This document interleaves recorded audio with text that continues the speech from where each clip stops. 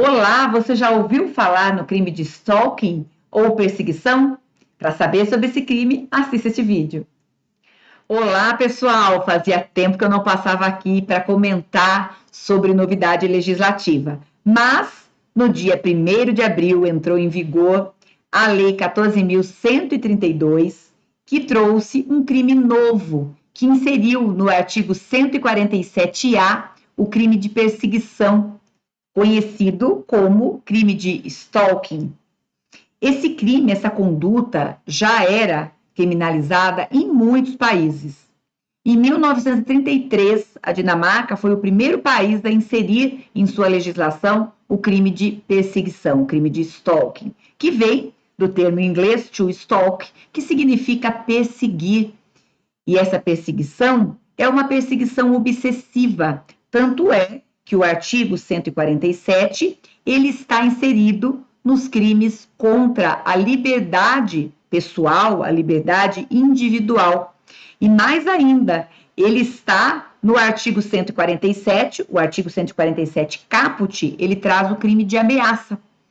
Logo, eles estão interligados, porque a perseguição, essa pessoa que persegue, que pratica o stalking, ele intimida, ele acaba deixando a vítima numa situação de muito medo, de muita insegurança por conta daquele fanatismo. Esse crime pode acontecer em todos os meios, mas o meio mais comum de ocorrer é através da internet, através das redes sociais, em que existe esse perseguidor, em que está sempre dando likes, fazendo comentários, mandando mensagens. Quando é uma pessoa famosa, muitas vezes, ele está lá em todas as ocasiões que ela aparece em público. No entanto, essa pessoa, ela passa daquilo que nós podemos falar que é normal. Essa perseguição acaba sendo algo doentio, algo insistente, em que visivelmente causa aquele constrangimento para a vítima que não tem esse interesse, que não corresponde a essa expectativa desse perseguidor. Nós tivemos um caso emblemático, que foi o caso da modelo, então apresentadora, Ana Hickman, em que um dos seus fãs, que a já perseguia nas redes sociais, mandava mensagem, e como era essa perseguição obsessiva, ele começou a se sentir incomodado por não ser correspondido. Chegou ao extremo de ir ao hotel onde ela estava hospedada, não é isso? E tentou assassiná-la. Até que houve aquela situação, que também ficou conhecida na mídia, em que o seu cunhado acabou em legítima defesa matando esse perseguidor. Mas, enfim, condutas como essas não acontecem somente com artistas. Pessoas que não são artistas também acabam muitas vezes tendo a esfera pessoal aí ameaçada com essa insistência. E também nós estamos falando de superfãs, mas também pode existir um perseguidor daquele que não se convence, que não curte, por exemplo, uma ideia, um pensamento seu, e começa de maneira ali também insistente a te perseguir, a colocar frases de ódio, discordar com tudo que você fala, ao invés de curtir, né, reprova aquilo que você posta. E isso também é uma perseguição. Eu estou falando da perseguição cibernética, que é a mais fácil, mas também, e eu logo vou mostrar para vocês o artigo, é possível essa perseguição de qualquer forma, inclusive de forma física. Aquilo que é mais comum, né? Aquilo que faz parte do dia a dia, antes nós estávamos na pandemia, que é o quê? Passar várias vezes na frente da casa da vítima. Passa na frente da casa, do trabalho, da escola, manda bilhetes, flores, enfim, recados, consegue o telefone. E observem que isso que eu estou comentando com vocês é algo que não é correspondido, porque esse crime, ele é um crime doloso, em que existe essa ideia de que realmente esse perseguidor, ele sabe desse constrangimento, que ele está causando e ele continua, ele insiste. E com isso, gera até mesmo para essa vítima uma limitação da sua locomoção pelo medo causado. Eu vou aqui compartilhar com vocês o tipo penal, para que vocês possam aqui ler comigo. Olha o crime do artigo 147-A. Perseguir alguém reiteradamente e por qualquer meio, ameaçando-lhe a integridade física ou psicológica, restringindo-lhe a capacidade de locomoção ou, de qualquer forma, invadindo ou perturbando sua esfera de liberdade ou privacidade. É um tipo penal bem amplo e, com certeza, dará trabalho para que nós temos uma interpretação dada a sua amplitude. E, obviamente, este crime, inclusive no parágrafo 2º, ele já traz de uma maneira bem clara que esse crime não absolve os crimes mais graves. Então, por exemplo, se esse perseguidor ele chegar ao extremo de matar, nós temos o crime do artigo 147-A, mais o crime de homicídio, tentativa de homicídio, estupro, sequestro, lesão corporal. Daí nós temos o cúmulo material, as penas são somadas. Parágrafo 2º é claro que esse crime só existe, né, sem ainda, e será punido os crimes que envolvam aí, que saiam dessa esfera. Bom, uma outra observação importante dentro desse contexto é vocês observarem que nós temos ali perseguir alguém e tem uma palavrinha aí, que é a palavra reiteradamente. Observem, perseguir alguém reiteradamente. Aqui que vocês precisarão prestar bastante atenção, que possivelmente será aquelas pegadinhas de prova, né?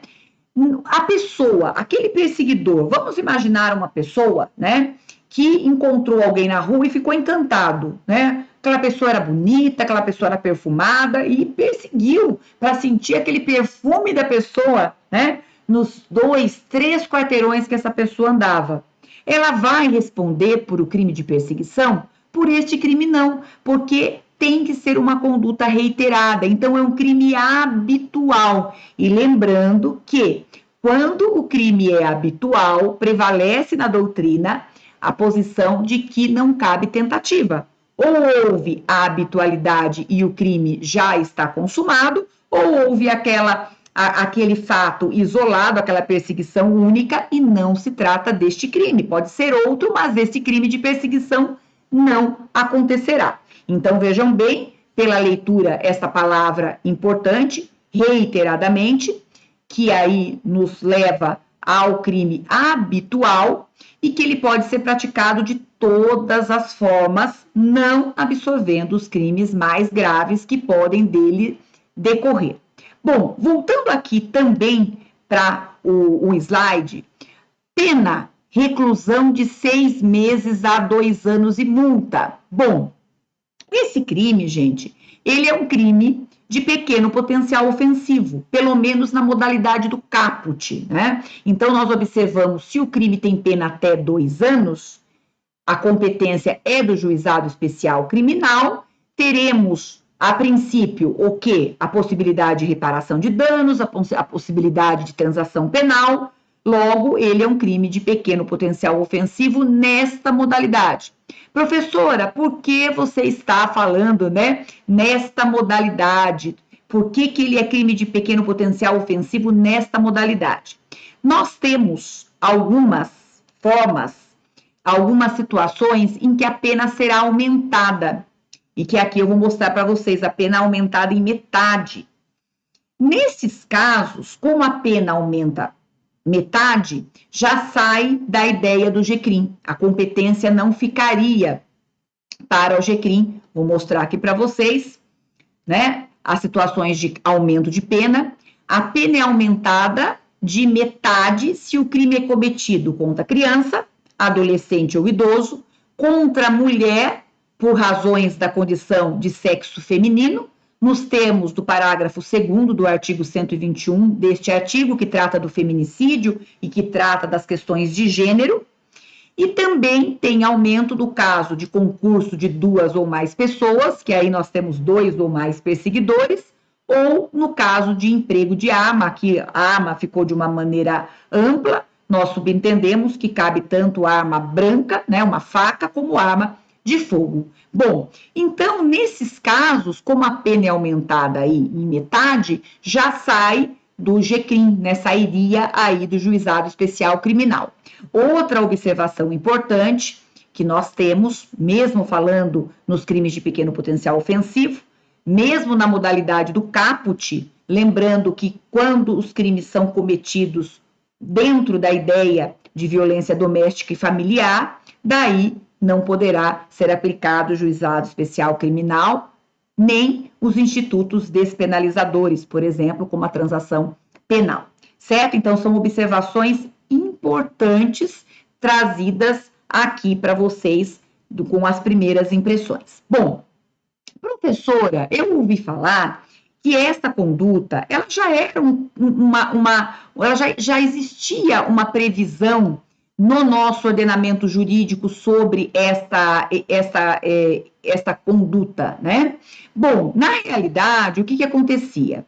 No passado, inclusive, a lei revogou expressamente a contravenção penal de perturbação ao sossego, que estava lá na lei, do decreto-lei das contravenções penais, com uma pena minúscula, né? Com uma pena de meses ou multa. Então, aquela conduta que era muito mais enxuta, muito mais, ela era muito mais compacta, não existe mais, houve a revogação daquele crime, tá certo? E agora nós temos um crime com mais características. Como atualmente esta conduta, ela é uma conduta que tem uma pena, né, uma pena aí de reclusão de 6 meses a 2 anos, é claro que aquelas pessoas que estivessem respondendo eventualmente pela contravenção de perturbação, continuam respondendo por aquela conduta, porque essa, sem dúvida nenhuma, fazendo uma comparação, foi uma novatio legis impégios comparando com a contravenção daqueles que já estavam respondendo dentro deste contexto. Agora, obviamente, quem praticou esse tipo de perseguição a partir do dia 1º de abril, não utilizamos mais a lei das contravenções penais, porque nós temos daí sim uma novatio legis incriminadora que trouxe toda uma estrutura diferenciada e justamente por isso ela não retroage, né? Então, em alguns aspectos nós tivemos uma adequação típica entre a contravenção penal do artigo 65 de molestar o sossego e o crime de perseguição, mas em outros aspectos nós tivemos, sem dúvida nenhuma, uma novatio legis incriminadora e justamente por isso não retroage, certo? Bom, já aqui finalizando este vídeo, esse crime, ele também tem previsão expressa aqui no artigo 147, que ele é um crime de ação pública condicionada à representação. Então, quando uma pessoa sentir-se dentro desse contexto, ela precisa se dirigir à delegacia, né? E ali ela representar, ela autorizar o delegado a iniciar aquele inquérito para que no futuro também o promotor de justiça ele possa oferecer a denúncia. Então, nós temos aí uma ação pública condicionada à representação. Lembrando que quando nós temos uma ação pública condicionada à representação, temos aquele prazo decadencial de 6 meses a contar do conhecimento de quem é o autor da infração. Logo, aquela pessoa que descobre o seu perseguidor tem esses 6 meses para ali registrar o boletim de ocorrência e, com isso, evitar que ocorra a decadência, certo? Então, essas foram as primeiras impressões desse crime. Este crime, embora nós tenhamos sempre na cabeça que as mulheres são mais vítimas, mas também ele é um crime comum, ele pode ser praticado tanto por homem como por mulher, e também o sujeito passivo é um crime comum, pode ser tanto vítima mulher como homem, tá certo? Então, aí, esse crime não é um crime específico contra a mulher e o molestador tem que ser homem. Não, nós temos aí várias possibilidades de acontecer por ser um crime comum. Muitas novidades legislativas, a próxima que eu vou comentar com vocês é uma novidade legislativa do Código de Trânsito, mas vou deixar para outros vídeos. Se você gostou desse vídeo, lembre de compartilhar com aquele que você acha que também vai gostar, lembre de salvá-lo para o momento do estudo e de deixar seus comentários e dúvidas, que eu vou adorar responder. E até o próximo vídeo. Até mais, meus queridos.